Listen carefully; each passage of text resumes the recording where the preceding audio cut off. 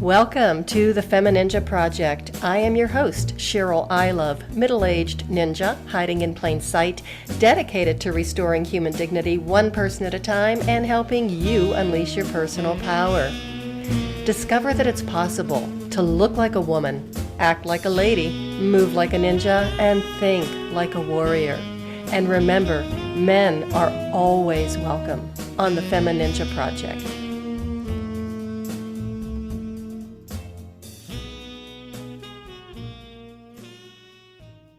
Hello and welcome to another episode of the FemiNinja Project. And thank you so much for tuning in. I really appreciate it.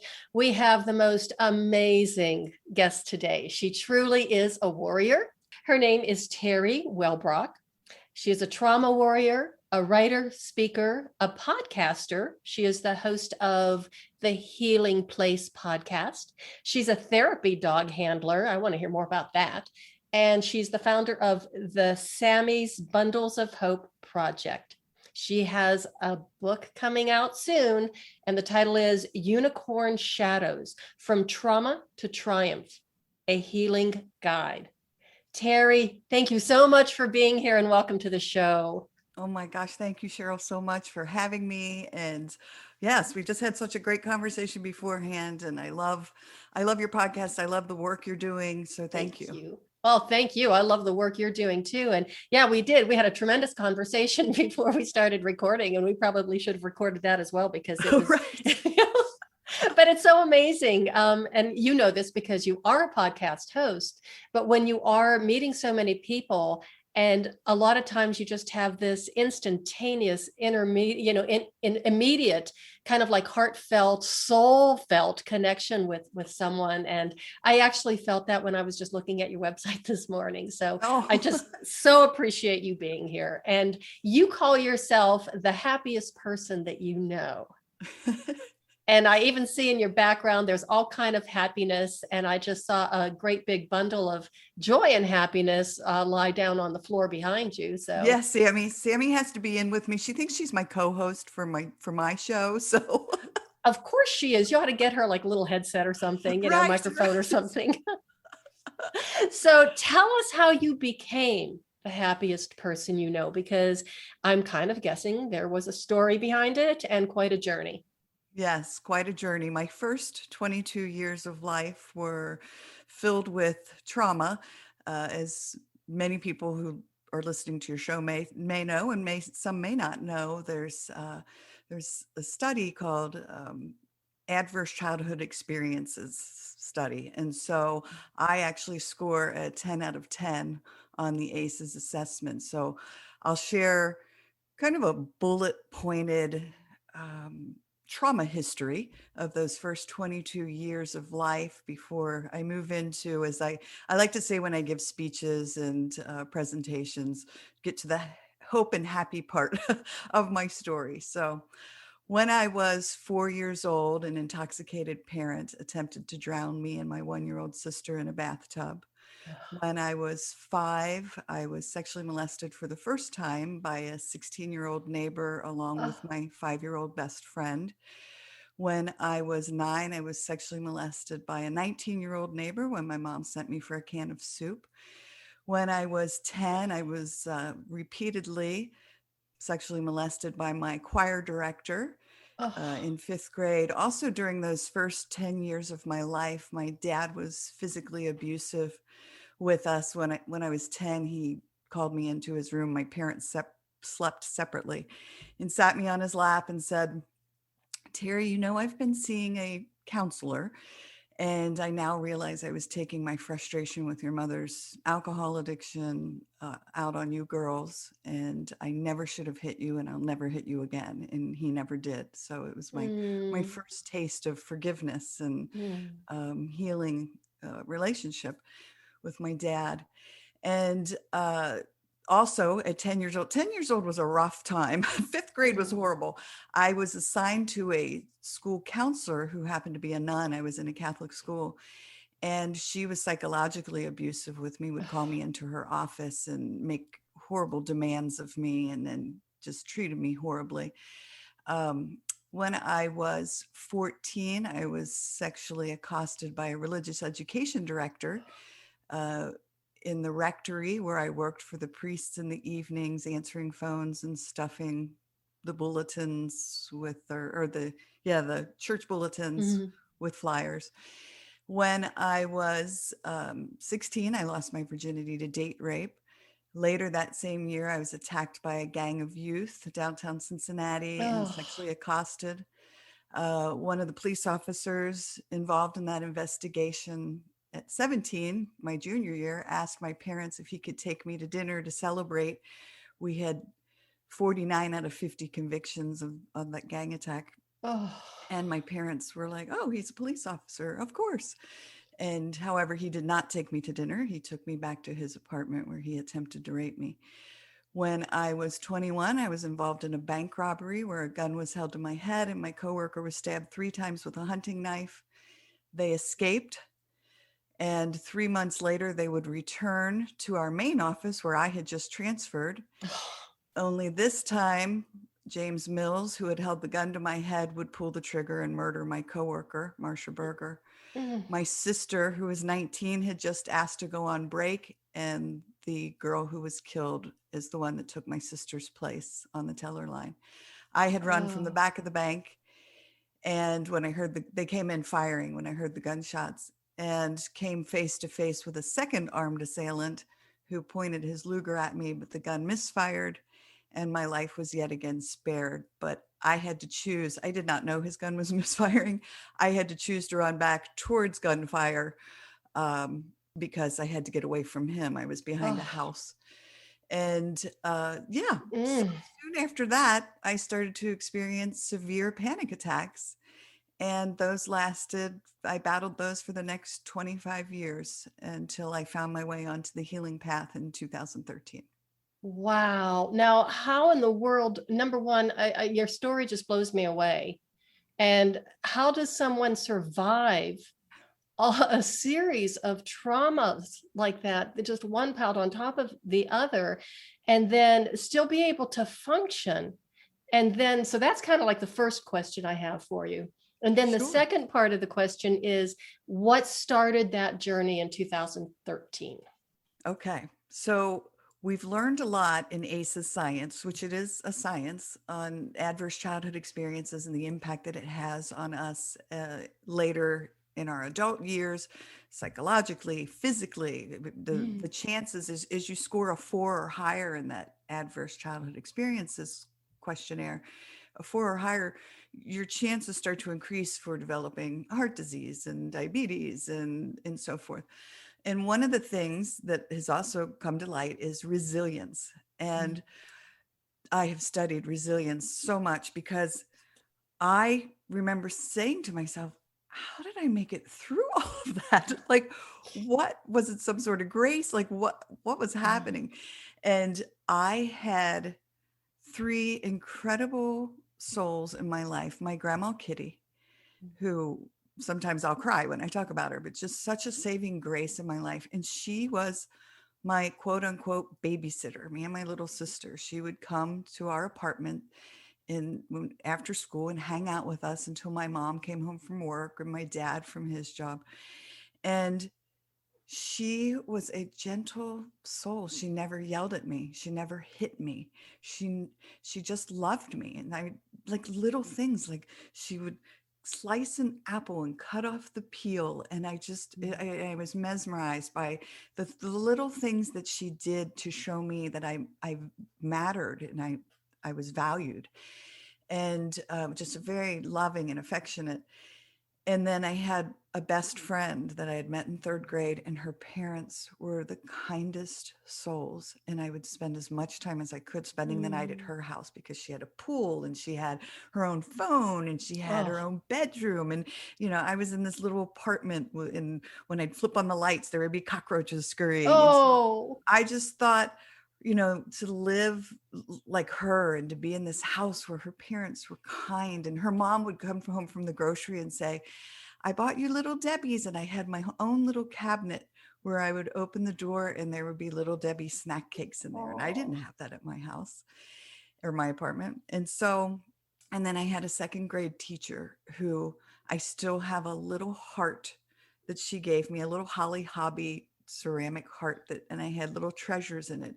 And again, and so we're finding that hashtag one caring adult, that Mm-hmm. coach, that teacher, that grandparent, somebody in a child's life who may be experiencing trauma can have profound impact on that child and helping them build that resilience and being able to feel loved, cared for, connected, and be able to survive. And not only Mm-hmm. survive, but then be able to thrive. I really kind of want to highlight that phrase and that statement of what you just said, because as you know, I talk to a lot of people and a lot of guests on my show, and I cannot tell you how many of them have a story where it was that one person. It was either that one teacher or that one coach or that one family friend. One person just made such a huge difference and helped them actually change their life around. So for those of you who are listening and you see somebody who needs some help, a child, please don't hesitate to reach out. Give them a Yes. hand and a heart to hang on to. Absolutely. And that's one of the reasons why I think I've just been so drawn to. I've worked in a mental health agency with children in the school systems, and I worked as a case manager helping kids who were experiencing bullying, who were Mm, experiencing trauma at home, anxiety, even panic attacks. Because one, I so resonated with these kids, but two, I felt the need to reach my hand back into that darkness and just let them know that I was there to help in whatever way I could and to teach them coping skills and to just let them feel loved.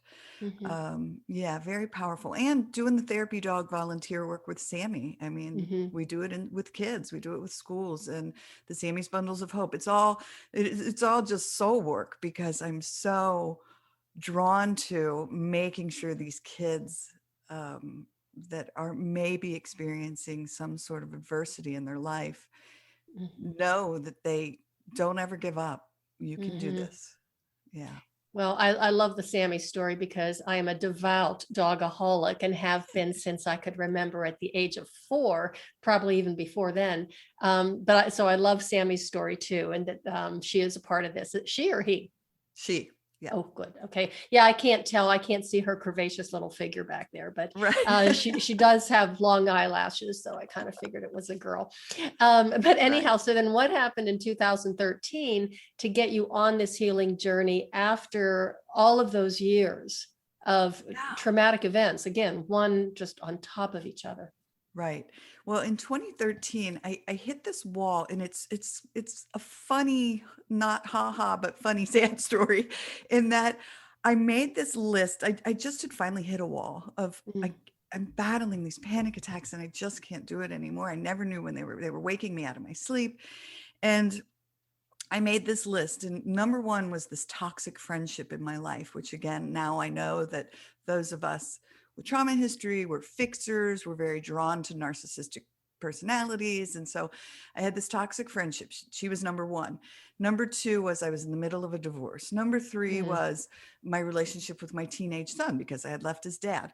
Number four, my alcoholic mother and her, that codependent relationship. And number five was my trauma history, kind of like, if we get to it, we get to it. We'll talk about it. Not realizing that number five was the thing impacting all of the other four. And so I ended up going to a therapist and a couple of sessions, and she was amazing. And she said, have you ever thought about doing EMDR therapy, which is mhm. eye movement desensitization and reprocessing? And I said, what the heck is that?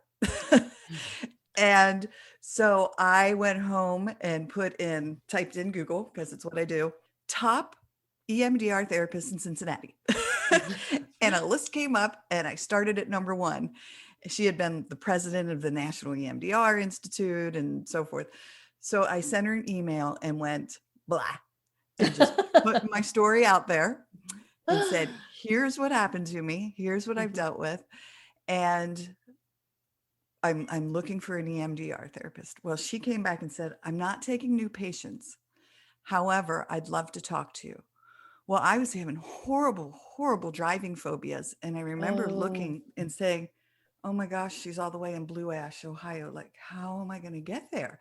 So I had to make a map for myself, how to get there without going over bridges. And it was, I cried the whole way there because I was panicky. oh, Got there and she had a Labradoodle, Cody, and who was a therapy dog. And hmm. that's how I fell in love with Labradoodles. And we ended up getting Sammie because of Cody. So we did the session, and she says at the end, I'm going to take you as a new patient because your story fascinates me. And Oh, your interview wasn't with me, it was with Cody. Well, Cody instantly was on me as soon as I oh. sat down. And I just loved on this dog. I mean, it was just like, oh, I love this dog. And the dog loved me back. And so it was, I think she knew in that moment, this is somebody who really needs this. Mm-hmm. We did 4 years, 98 sessions of Wow. very, very intense EMDR therapy. And Wow. what you asked earlier was the amazing part is that she really helped me understand how I had compartmentalized every trauma into its own little box. And Mm-hmm. so I wasn't really allowing it to pile up on itself. I mean, in a Mm-hmm. way, yes, it was, because that's the way trauma works in our bodies. Right. However, they were all stored in their own little boxes. And so what we did was emptied all those boxes into a big pile on the floor. Oh, And I finally had to start dealing with the impact of all of it on everything that was going on in my life. And mm, it was a deep dive and truly terrifying. I'm not going to lie. It was scary, but as I've told my kids, every time I walked out of that office, I felt a little more hopeful. I mm-hmm. felt a little more healed. And even though it was scary, I kept going back because I knew I was healing. And it was powerful and beautiful. Were you ever triggered in one of those sessions? Oh, for sure. And I Yeah. know, I mean, as a matter of fact, there were times that I would experience a panic attack in Mm-hmm. the moment. And so we would do grounding work. And she taught me so many different healing strategies. And interestingly enough, I happened to be working at the mental health agency in the schools at the time, Mm-hmm. helping kids build toolboxes. So I remember taking a step back and saying, oh, the timing of this is so crazy awesome, because I'm really building my own toolboxes, learning about yoga and learning about breathing and learning Mm-hmm. about nature walks while I'm Mm-hmm. helping these kids learn these things. Isn't that And amazing how that works? yes, yeah. Yes. So it was really beautiful experience to watch it all start to come together as I did not only the healing work through EMDR, um, but yeah, through these other strategies. As a podcast guest once called them, complementary strategies instead of Oh, that's good. alternative. And I Yeah. said, I love that. Yes, Yeah, they're I like that. complementary. Yeah. So now I have a question. When you're working with the children, do you have a background in or a degree in counseling or mental health Yeah, my type of? degree, I have a degree in psychology, and I'd actually gone back to school because I wanted to understand what had happened to me. And I literally went back to get a degree in psychology so I could understand me better. Mm-hmm. And ended up, yes, using that and working in the mental health agency, and then did some teaching work as well. And always felt like I was using my my psychology degree, yeah, to learn. Well, it's nice to have that background just as far as the understanding. However, when you're the one going through it, even though you understand it, Right. it's still a heck of a ride and a lot of work. Oh, yes, yes, for sure. But again, I say I truly believe, now some people may not, but that I had to go back into the darkness in order to get to the light. Absolutely. Yeah. Absolutely. And, this is one piece, I think I picked this out of your website, or maybe this is just my interpretation. I don't know. That was a few hours ago, so I don't remember. But you truly are an expert in the art of healing. Thanks. I mean, Yeah. and that's, I don't know, but if that was, if I saw those words, I don't know if I did, or maybe I saw them in my head. But that's just, it was like you truly are an expert in the art of healing, because it is an art form. And to Yeah, be able thank to you. heal yourself it takes so much work, and it takes courage. Yes, and it truly does. And a couple of things that to focus on is I'm not anti-medication, but I Mm, was on antidepressants and anti-anxiety meds for so many years immediately following the robberies, because I was told when I would end up in the hospital thinking I was having a heart attack at 23 years old, mm. you're manifesting this. It's all in your head. You are making Oh. it happen. Now, this was the 80s, so they didn't understand trauma like Mhm. now, but that was so triggering in and of itself. And so they were just like, here, take this pill, take this pill, take this pill. And, but it was masking the symptoms that I Right. had to deal with. And so for so long, I just remember my husband at the time, who we're still very good friends and I adore him. But I remember him saying to me, um, you're a zombie, you're flatline. Like I'm sure I wasn't having the lows, but I wasn't having the ups either. And so I decided for myself personally to come off all meds. And so during those last however many years, that last decade, I had said, I need to do this. I've got to face all of this stuff that's happening in my body. And so it was done without meds, Mhm. and I had to do that for myself to almost, I want to say, to prove to myself that I could do it, that Mhm. I could do the healing work necessary, and feel all of that I needed to feel. Mhm. Yeah. And medication kind of masks that. Right. And then you can't deal with the trauma. You can't deal with the emotions. And I know I was joking that I don't have emotions, but I do like to think that I don't, but I really do. But I want to go back to when they would tell you that it's all in your head, because this is something that I heard a lot of times during my journey. And when they would say, it's all in your head, it's all in your head. And then as I went through a lot of my educational, my training process, it was like, well, of course it's in your head, because your brain and your nervous system is part of your entire body. And it's the one that's kind of like taking in all this information and trying to transcribe it and stuff. And you can't just separate the two. So when you go through trauma and, chronic pain, it really does change the pathways in your brain. And Yes. you have to find that way to be able to get it back on track, which is what you do with your happy stuff. And you do have an awful lot of resources on your website. I want you to talk about that. And also want you to talk about the book, because it's not just a memoir. You actually do have a guide and healing steps that people can take. I think, you have a blog also with a lot of tips. So tell us, bring all that in. I know I Okay. just kind The of like hope and went, happy blah. part. Yeah. Yeah, well, thank you so much for allowing me the opportunity to talk about it, Sure. because brain plasticity, what you were just talking about, that Hmm. rewiring, oh, it's one of my favorite subjects, Mm. because yeah, that's what I do, and it's what I started implementing. I literally started making a daily to-do list for myself that changed those habitual patterns of catastrophic thinking and the worrying, the anxiety, all of the things that I was doing. And I started to make daily changes, conscious changes. And I wrote a to-do list that said journal, meditate, nature walk. I just started listing like down the row of mindfulness practice was huge.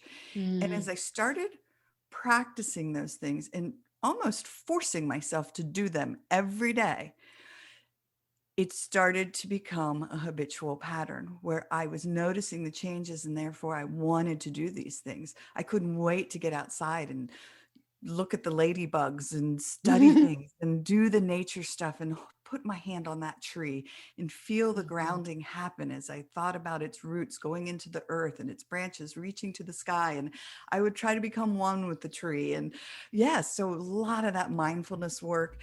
And wow, what an impact it started to have on me, changing, rewiring my brain, because Mhm. I had these ruts, as Mhm. these patterns, especially avoidance behavior. Oh my gosh, like You can't Mhm. drive on the highway because you'll have a panic attack. You can't Mhm. turn left at that intersection because it's super busy and you'll be stuck, and then you'll be trapped, and there'll be cars on the right and cars on the Mhm. left. And what are you going to do?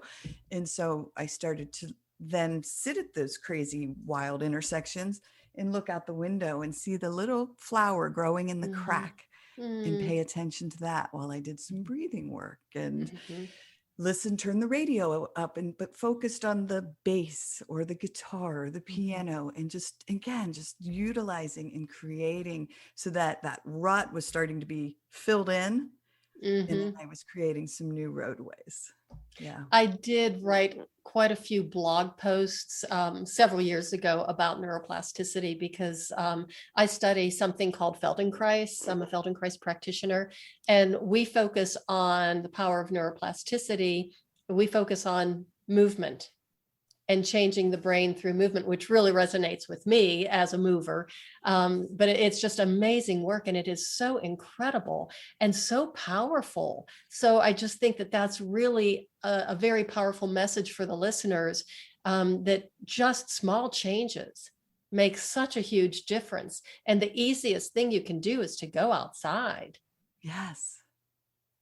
Yeah. And even, there science shows that even watching a video, if you pop on YouTube or whatever Mhm. and watch a nature show, watch Mhm. something that just takes you that place, even that can have an impact on just helping our bodies re-regulate themselves, in our minds and the way our Mhm. brain is firing. Yeah. For me, there are two special sounds that just automatically go, huh. And that is, I love the sound of the birds singing. And then, of course, another one is wind chimes. I love the sound of wind chimes. And there, I have the very deep, big, large Oh pipes. yeah. The So you get that, dome. yes, that deep resonant, that it reminds me of that scene in Amadeus when that guy's saying that one note.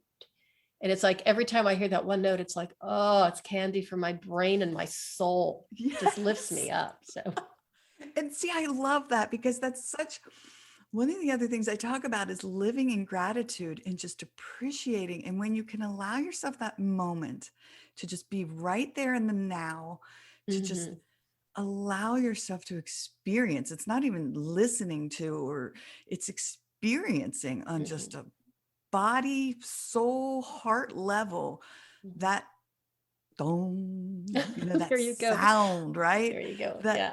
oh my gosh. I mean, it just so is grounding and centering, and just, Mhm. it just creates, I know for me, tranquility. It just Yeah. brings me to a place of not worrying about the past, not worrying about the future, but just being right here in this moment with all of that, the birds singing. We live on Hilton Head Island, which is just a paradise. And I'll sit in my backyard with my wind chimes and my birds. I love that. And really just take it in because I'm like, Mhm. oh gosh, it's so peaceful. Yeah. I practice something called backyard TV because I cannot meditate. I can't sit still long enough. It's just my mind, some monkey brain just keeps on going.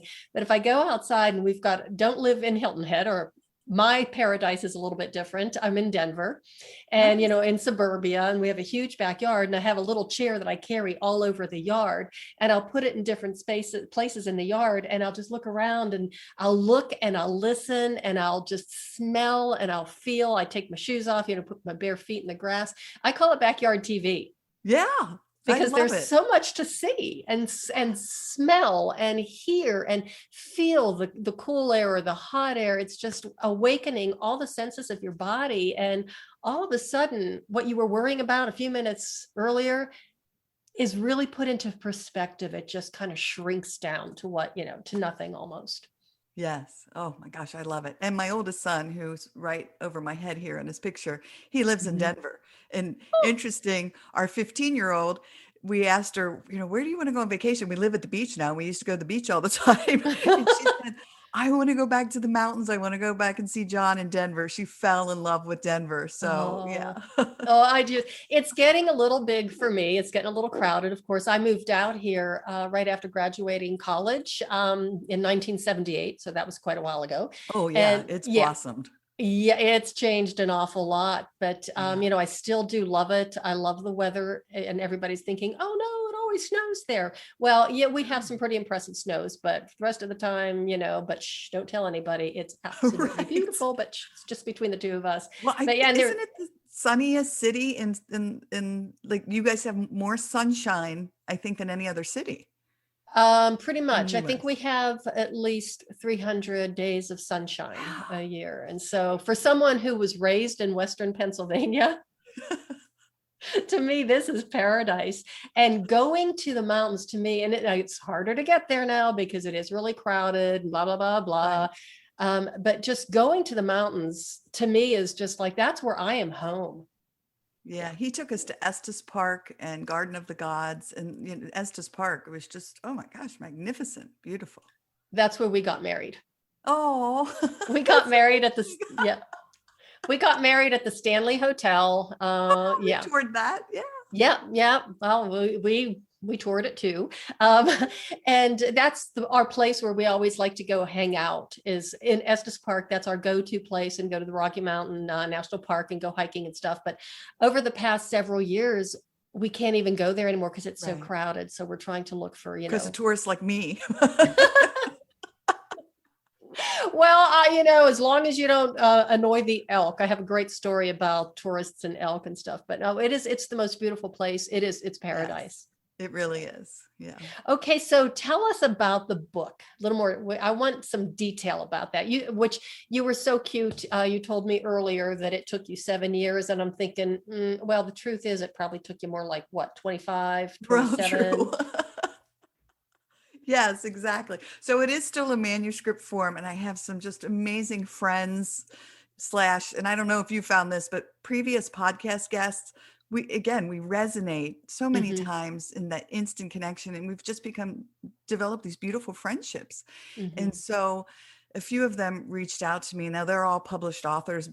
Many of them have more than one book. mhm. And I had sent out a little like, hey, I'm trying to finish up this book. And they came back and said, oh my gosh, Teri, send me your chapters and we'll work together and I'll help you out. And so they're all just wonderful souls who are helping me finish up. But it's a teaching memoir, as I like Mhm, to call it, because I share at the beginning of each chapter one of my trauma stories. mhm.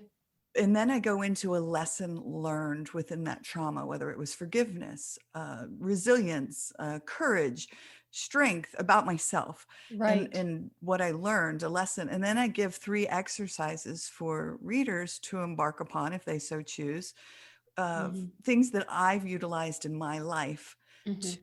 help me. And some of it is mindfulness, prayer, nature walks, those sorts of things, and just journaling prompts. I mean, Mm. again, things that will help the reader to maybe try some new things that they haven't ventured to try yet, or the forgiveness one of Ho'oponopono Hawaiian healing is one I've utilized a lot, because I needed forgiveness for my perpetrators in my own life. Many Mhm. people feel like I don't need to forgive anybody, I don't want to, and so that's such a Ooh. personal thing. And Mhm. I say, fine, skip that. Yeah. Don't do it. If it's not going to resonate with you, don't do it. But I did it for myself. Yeah. Mhm. Well, I love that it's a memoir and a teaching memoir, because Thanks. that's pretty powerful. Thank you. Yeah. Well, and then the book title, can I tell everybody about that? Or Oh, the cover and the oh, title? absolutely. I want you to just spill it all. Go ahead, do the blah thing, because we've Yeah, been kind okay. of I'm doing that sorry. already. So I know, let's I feel let's like I'm blah, blah, blah, blah, blah. So isn't it fun though? Isn't it nice to be able to just, unfilter and just let it all out? yes, yeah, it is. It's awesome. So thank you. Oh, you're welcome. So Thank you. my book title came a couple years ago. So my daughter's 15 now. She was 9 at the time. So yeah, that shows you when I was just starting to get it out and Mhm. put it down on paper. And I sent up a prayer to the Holy Spirit and said, all right, I really need some inspiration for this book, how to do it, where do I start?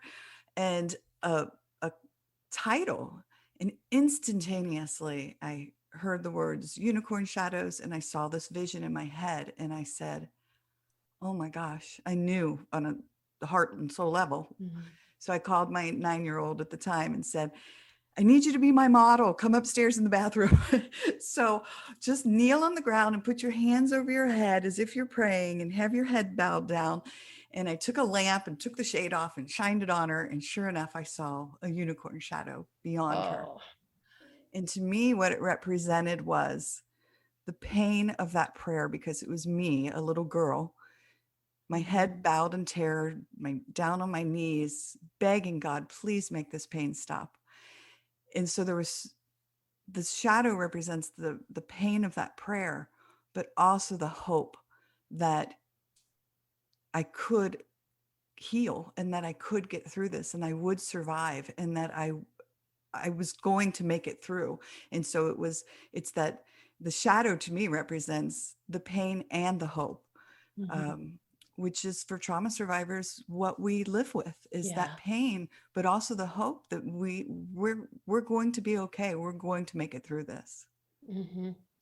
And when did you realize on a visceral level that you were the happiest person you know? Well, I have to tell you on a visceral level, when I realized that the healing had occurred, Okay, and then I'll talk about that, was at the end of EMDR, like we were in that last few months, and we had gone back into that second bank robbery. And anytime we had gone back into traumas, it was always as if I was watching a movie. I dissociated. And so it was as if I was watching a movie and something horrible happening to this little girl, to this young lady. And I remember sitting exactly where I was sitting in my therapist's office. And I remember turning my head, because I would hold on to paddles and they would vibrate left, right to have my eyes moving. So my eyes were closed.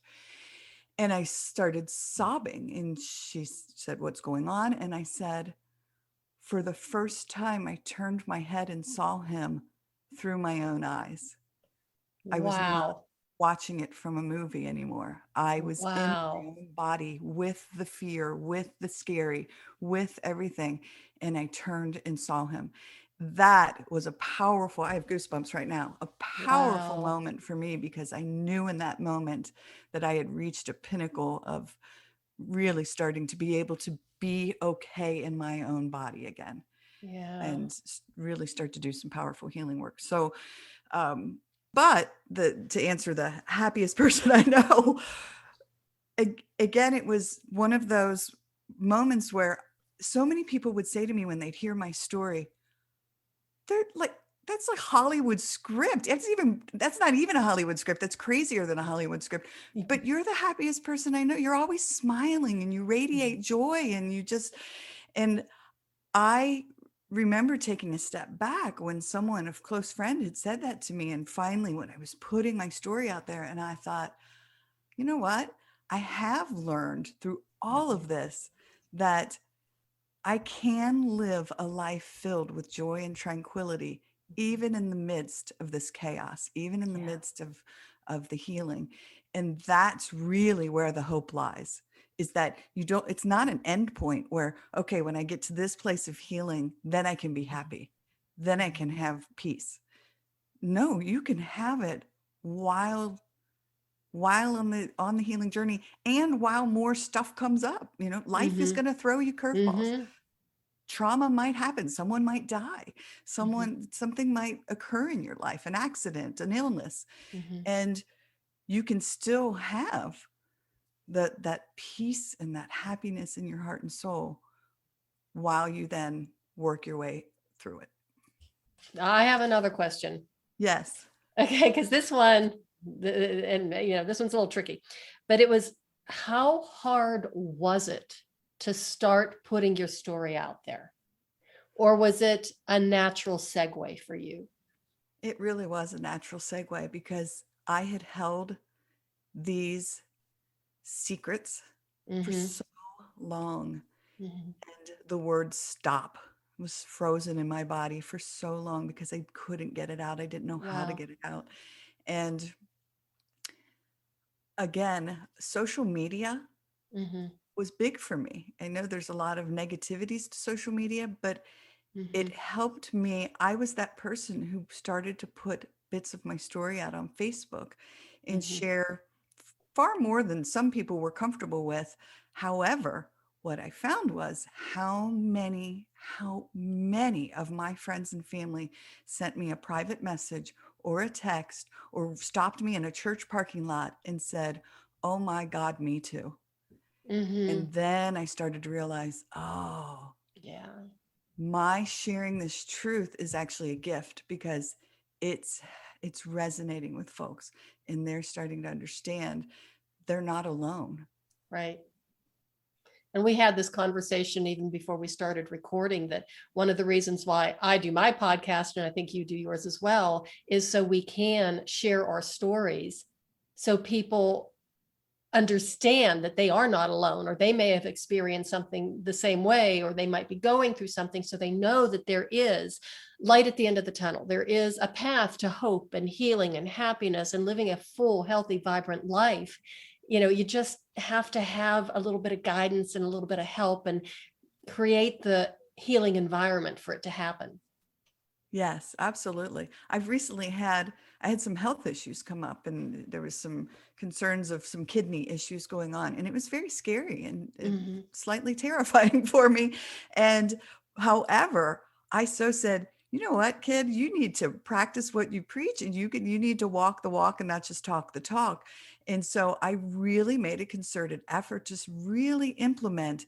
I go to a specific spot and do my mindfulness. I started to bring on more resources. I even started filling that toolbox more. Not that I had what I had in there wasn't working, but I said, I really want to empower myself. And so it really truly is about, again, when things come up, just keep empowering yourself, keep filling that toolbox, keep going back to that toolbox and utilizing all of those things, because now I'm still in a place of happy and peaceful, just working through a hurdle right now. So.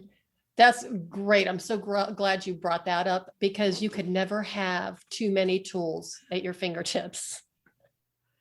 Yeah, for sure. And mine are so like, I anytime someone comes across my radar. Recently I interviewed someone who does sound healing in Arizona.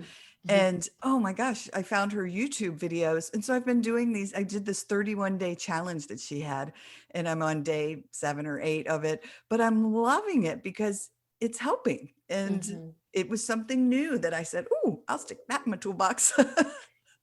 And I think that's another important point to make, is there are so many different things out there that we can try. There are so many different modalities. There are so many resources, and, just, you got to keep looking and keep an open mind, and some things might not resonate with you, but others will. So, if anybody who's listening and you're looking for alternative methods, or shall we say complementary methods, just keep on looking. It's amazing. Things that I don't like, I won't tell you what they are, but everybody else thinks they're wonderful. And it's like, oh God, if I have to do that, I think I'd just rather have a root canal. And, but there's so many things out there to choose from. And just keep exploring. And it not only helps with your mental health, it's your physical health as well. It keeps you happy and on top of your game. Yes. And I so agree. I'm not a fan of breathing techniques, and I know it's so critical. And I've tried like 4 square breathing, and I've tried the rolling breath. Well, the other day I was doing some meditation, and they said, well, do the alternate nostril breathing. And so it was like in, out, and so I did it. I love it. And I was like, oh my gosh, I found a breathing one I can put in. Yay. Well, that's so funny you should mention it, because I'm not a huge fan of like some of the breathing. We have all these lessons in Feldenkrais, and there are a ton of lessons that are breathing lessons. And I was like, oh God, I just hate those lessons. And the funniest thing is, I'm a respiratory therapist. That was my first career. I spent 17 years working in, acute care, as a respiratory therapist. It's like, oh, breathing techniques, really? We have to do these? So it's kind of funny. Oh my gosh, I love it. So I had to learn how to go through the back door to get to the breathing stuff. And it's like, all of a sudden, oh, okay, now I'm breathing and it feels natural. So funny. Right. So funny. So tell us a little bit about your podcast too. I want the name of it, and how can people find your podcast? Absolutely. Thank you. So it's the Healing Place podcast, and started it with a therapist friend 4 years ago. It's 4 years in July, or no, this month in June. And we did 10 episodes together, and then she ended up getting a job that she couldn't continue. And so I decided, I think I'm going to keep on doing this, but take it a little more in the more serious but trauma recovery direction, and just started reaching out to just amazing healers from all over the world who started to come back and say, I'd love to be on your show. And so it's just this beautiful, amazing collection Mhm. of, gosh, I don't even know how many interviews, 200 interviews now, Wow. just filled with hope and healing strategies and coaches and therapists and yeah, just folks who are doing the healing work in the world, authors, speakers. Yeah. So one more thing, I do want you to tell us about Sammy's Bundles of Hope project. Oh, it's such a project near and dear to my heart. So we started this project. Actually, my daughter, again, she's just the sweetest little soul. She and two of her girlfriends were talking about how can Sammie help little kids, and we were talking about ways. And so the four of us were just sitting around at a Starbucks, and they were drinking their little frappuccinos. And I said, so we said we should like come up with a way to fill like bags. And so we just developed the Sammy's Bundles of Hope. And it was bags filled with calming trinkets for little kids. And so I was trying to see if I had anything around, but I don't have one. So we started to put, I put word out to friends and family. Well, I would get boxes of stress balls from a therapist friend. I Oh, would get, a friend said, hey, I dropped some stuff on your front porch, and it would be Play-Doh and bubbles and those spinner things when those were really yeah. popular, those, yes. And so I would just get, and people would call and say, hey, could you use this? Can you use that? And journals and pens and coloring books. And again, so we started filling these bags, and I reached out to homeless shelters in the area in Ohio at the time that housed children. And I Oh, said, these children are displaced. They're experiencing a trauma in their life. yeah. And a lot of them were missing their pets because the centers don't accept pets in so Oh, many of these cases. And so they didn't have their dog anymore, and they were sad. And so we would deliver these bags and bring Sammie with us, so the kids would get to meet Sammie, and then mhm, the adults would get to meet Sammie. And we reached out to also some shelters that were like urgent shelters for mhm. women that had left an abusive relationship and Oh, taken, so they were hidden. And so we had to, right, like get there and not tell anybody where it was located and all of that. And again, meet with these beautiful families and children who would just love all over Sammie, and then deliver these bags to them. And my daughter and I had written a children's book and illustrated it together, and it looks like we illustrated it together because the drawings are so just like 9-year-old drew them and I helped her. But it is called The Doodle with the Noodle, and it's about oh, Sammie. And it was written for preschoolers, little 4-year-olds. But we put one of those in every one of the bags as well oh, as a gift. And we have Sammie sign it with a paw print. Uh, oh. we tried with her real paw print, but it wasn't working well. So we just bought a little paw print and we signed Mm, Sammie's name. So the kids get a book from Sammie about her. And it's just, again, one of those things to just help kids not feel so alone yeah. in being worried and scared, and just having something that they can fidget with and Mhm. use to calm their bodies. Two questions. Yes. Okay. Number one, how can our listeners support you in Sammy's, journey or your Bundles of Hope project? And number two, does Sammie get a paycheck? Sammie, yes, she gets lots and lots of treats and love, and Of course. yes. Okay. Okay. Yeah. So right now we're in South Carolina. We had reached out, and it was the pandemic. And so Mhm. none of the schools were allowing outside visitors. So we're in a hold right now. We have so many bags awaiting.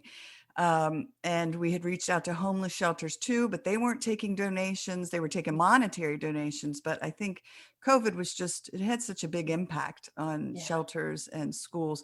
And I did talk to the principal at one of the schools. So they're going to have us come in the fall. So hopefully then we can start dispersing again and having Sammie meet with these kiddos. So a way to really support right now is truly, gosh, if you want to purchase one of the Doodle with the Noodle books, that would be fantastic, because then we turn around and buy more books to put in the bags. And that would be wonderful. And you can find that on Amazon. So, great. So that's what I wanted to get to. The next part is tell our listeners how they can find you. And actually how I found you, it wasn't on the Pod Match. It was through LinkedIn. I stalked you on LinkedIn. Oh, so that's awesome. I know ninja stalker, hand in hand. I got it. So just give us the website. You have a Facebook group, I think. Yeah. And then of course the book is on Amazon. So give us that. Absolutely. So you can reach me or find me at TeriWellbrock.com, and it's TERI, just one R, WELL, then B, and then ROCK. I always feel like I need to make the ROC rock symbol as I do that. And then you can find the Healing Place Podcast Facebook page if you just type in the Healing Place Podcast. And then LinkedIn, Teri Wellbrock as well. I tried doing Instagram, but I just don't keep up with it. My kids make fun of me. And Twitter, oh my gosh, don't even start. I have one, but I don't really use it. So, and then I just did, and this is so exciting, I just created and launched 3 online courses: a 1-day trauma warrior, a 10-day hope for or be your own hero, and a 30-day surviving to thriving. And that's at academy.teriwellbrock.com. So I created the Hope for Healing Academy. So that's super exciting. The 1-day is available. 10-day launches July 1st, which is in a few days. And then the 30-day on August 1st. So you can find out all that there. Okay, excellent. Well, anything else? Do you have any final pearls of wisdom you want to leave with us right now? Or I would say one more hashtag. I've been throwing out all these hashtags, but hashtag never give up. It's my theme. It's my motto. Truly, that no matter what you have been through in your life, you can live a life filled with joy and tranquility. And you are so very worthy of that.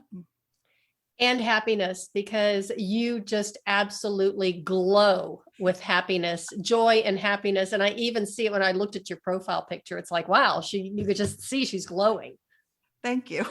So thank you so much for being here. And I really appreciate it. It has been wonderful. And I'm just going to extend another invitation. When your book is published, would you please consider coming back on the show? You can talk about the book and just, let us know what's going on and how, Sammie's doing, because I like looking at her too. And so just catching up and let us know what you're doing. Oh my gosh, I would be honored. And it's been such a real, fun, authentic conversation. Again, I just feel that soul connection. And thank you so much for having me. Oh, it was my pleasure. Thank you so much for being here. And everybody, thank you so much for listening. I really appreciate it. Make sure you do reach out to Teri. Check out her website. It really is phenomenal. And check out the Facebook page and I love the Sammy's Bundles of Hope project, all that stuff. And this woman is obviously amazing, you can tell. And she is pretty much one of the happiest people I know, probably the happiest person I know. And remember, you can heal from anything. Don't ever give up. All kind of different alternatives, complementary modalities out there. Don't be afraid to ask for help. You might want to try reaching out to Teri, because she has got a lot of tools in her tool chest. And I really think that she's willing to share. Amen. And that is the way of the FemiNinja.